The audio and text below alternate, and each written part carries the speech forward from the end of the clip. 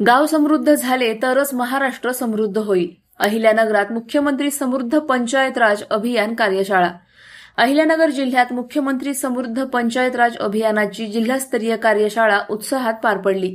कल्याण रोडवरील सुखकर्ता लॉन्स येथे झालेल्या या कार्यशाळेला विधान परिषदेचे सभापती प्राध्यापक राम शिंदे, जलसंपदा मंत्री व जिल्ह्याचे पालकमंत्री डॉक्टर राधाकृष्ण विखे पाटील, आमदार काशीनाथ दाते, विक्रमसिंह पाचपुते, विठ्ठलराव लंघे, पद्मश्री पोपटराव पवार, यशदाचे संचालक डॉक्टर मल्लीनाथ कलशेट्टी आणि जिल्हा परिषदेचे मुख्य कार्यकारी अधिकारी आनंद भंडारी यासह मान्यवर उपस्थित होते.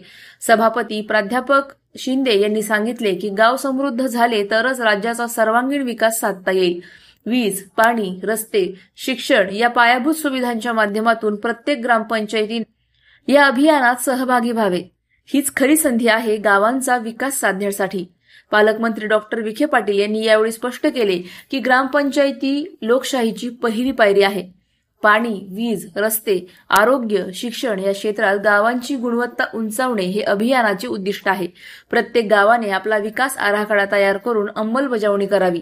स्वच्छता, शौचालय बांधणी, सांडपाणी व्यवस्थापन, वृक्षारोपण आणि महिला बचत गटांचे सबलीकरण या गोष्टींवर भर द्यावा. पद्मश्री पोपटराव पवार यांनीही ग्रामविकासात पंचायत राज व्यवस्थेचे महत्त्व अधोरेखित केले आणि गावोगावी अभियान राबवण्यासाठी प्रत्येकाने पुढाकार घ्यावा असे आवाहन केले.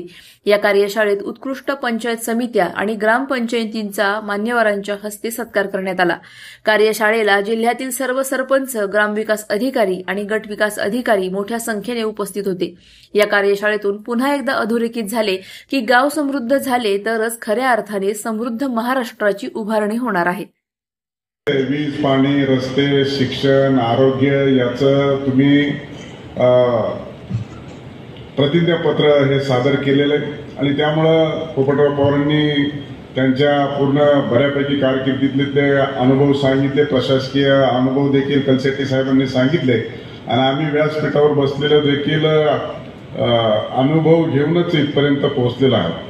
त्यामुळं प्रतिकूल परिस्थितीवर मिळालेली संधी, मला वाटतं विक्रम पाचपुतेंनी सांगितलं की संधी कोणामुळे मिळाली, कशी मिळाली हे महत्वाचं नसून आपल्याला संधी मिळालेली आहे त्या संधीचं सोन्यामध्ये परिवर्तित करण्याची ही गोष्ट आहे. त्यामुळं पद्मश्री विजेत्यांना देखील लोकशाहीमध्ये झुंजावं लागलं. त्यामुळं तुम्ही फार काळ काय विचार करू नका की आपल्याला आता सरपंच झालोय आणि पुन्हा होणार का नाही याची काळजी करू नका. त्यामुळे एका पदावर जास्त वेळ बसल्यानंतर अडचणी वाढतात. त्यामुळं विक्रम पाचपुतेंनी या दृष्टीने आता मला वाटतं विशेष करून मागच्या 5-7 वर्षामध्ये एक मोठं परिवर्तन झालं आपल्याला दिसतं.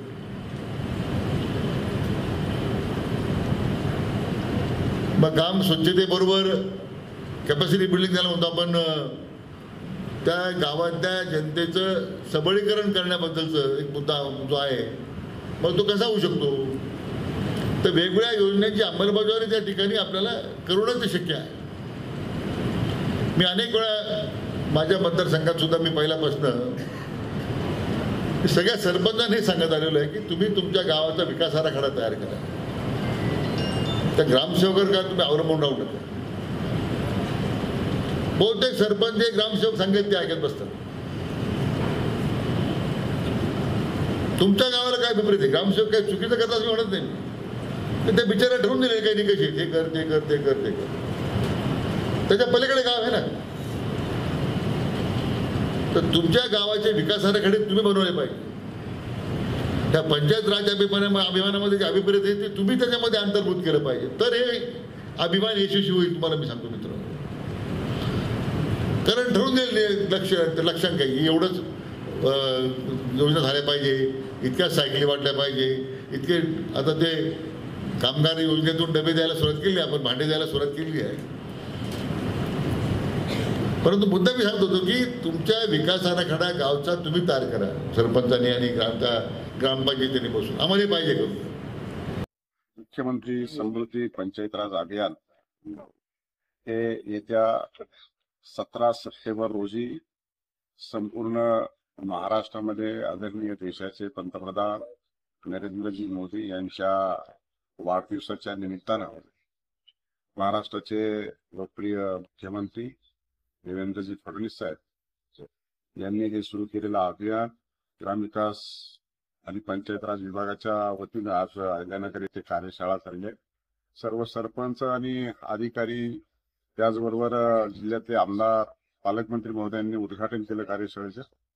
आणि हे अभियान आता सुरू झाले. आता पंचायत समितीच्या स्तरावरती याच्या बैठका होतील, जिल्ह्याच्या स्तरावरती बैठका होतील आणि संपूर्ण जिल्ह्यामध्ये अतिशय चांगल्या पद्धतीनं हे अभियान सुरू होईल. आणि निश्चित स्वरूपामध्ये त्यासाठी राज्य सरकारने भरीव अशी तरतूद केली. पंचायत समितीवरती जिल्हा परिषद लेवलला, विभागीय लेवलला आणि राज्यस्तरावरती मोठ्या रकमेचे बक्षिसासाठी तरतूद केलेली आहे. त्यामुळे हे अभियान ग्रामीण भागाला समृद्ध करणारं अभियान हे आणलेलं आहे. निश्चित स्वरूपामध्ये तुलनात्मक दृष्ट्या स्पर्धेच्या माध्यमातून ग्रामीण भागामध्ये ज्या जाहीर केलेल्या योजना आहेत त्या शेवटच्या ठिकाणापर्यंत पोहोचल्या पाहिजे, हा खरा अर्थानं या अभियानाचा हेतू आहे. तो निश्चितपणे यशस्वी झाल्याशिवाय राहणार नाही.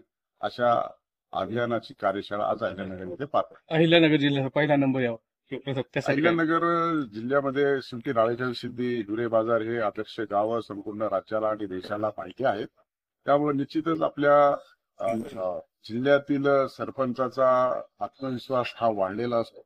त्यामुळे आपल्याला ही स्पर्धा निश्चितपणाने माहिती असते आणि म्हणून या जिल्ह्यातला पहिला नंबर यावा अशा पद्धतीचं लोकांच्या मध्ये चर्चा आणि मी देखील तसं मनोगत व्यक्त केलंय. मला वाटतं की त्या पद्धतीनं जिल्हा प्रशासन आणि शासन आणि सर्व लोकप्रतिनिधी काम करतील आणि मुख्यमंत्री समृद्ध पंचायत राज अभियानामध्ये राज्यामध्ये पहिला येण्याचा मान हा अहिल्यानगर जिल्ह्यातील ग्रामपंचायत घेतल्याशिवाय राहणार नाही. अधिक माहितीसाठी स्टार इंडिया 1 न्यूज पाहत रहा.